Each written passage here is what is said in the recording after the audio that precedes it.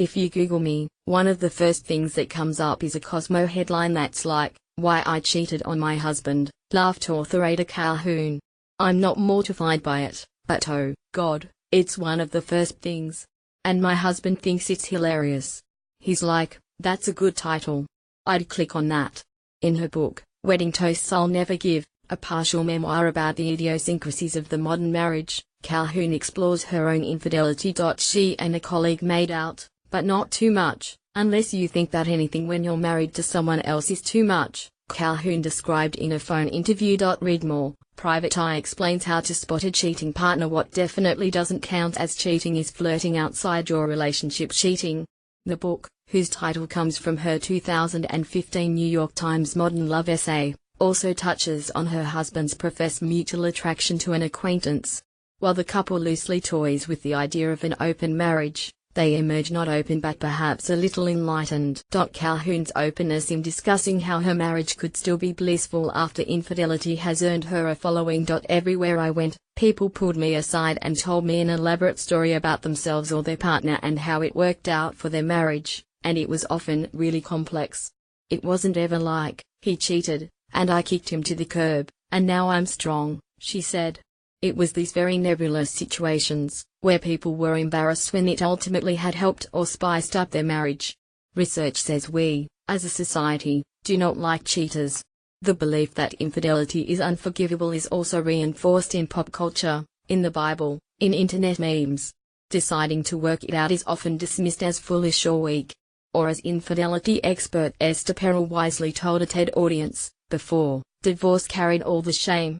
Today, choosing to stay when you can leave is the new shame." But affairs are amorphous and deeply personal. Infidelity is not universally defined, and our expectations of a relationship and what we can tolerate in one can shift. In fact, there are some instances where we might have something to learn from cheating. If Beyoncé can give her stamp of approval to every confessional on Jay-Z's 444, can the rest of us learn to be more forgiving? While it's not anyone's place to give a moral pass to cheaters, there are steps a couple can take when choosing to rebuild their relationship after infidelity, steps that can be valuable to any relationship. 1. Monogamy is subjective. Couples often have different definitions of monogamy. Even science has a difficult time clearly defining the term. To some researchers, infidelity can be the emotional pursuit of other romantic companionship, even the ephemeral nature, such as flirty texts and having an office spouse. For others, it's cheating only when things get physical, as in making out or having sex. In fact, an inability to transparently discuss the concept as a couple can cause problems throughout marriage, said Tammy Nelson, a licensed psychotherapist and author of The New Monogamy, Redefining a Relationship After Infidelity. I think the most important thing, whether you're in the beginning of a relationship, or if you're recovering from infidelity, it's defining what monogamy means to me, Nelson explained. It's so negotiable, she continued. Is it cheating if you're talking to your ex on Snapchat? There are so many ways to define it, and it's different for men and women. There's a difference between privacy and secrecy. As Nelson puts it, access to online platforms and technology, such as social media and cell phones, makes the terms of infidelity difficult to pin down.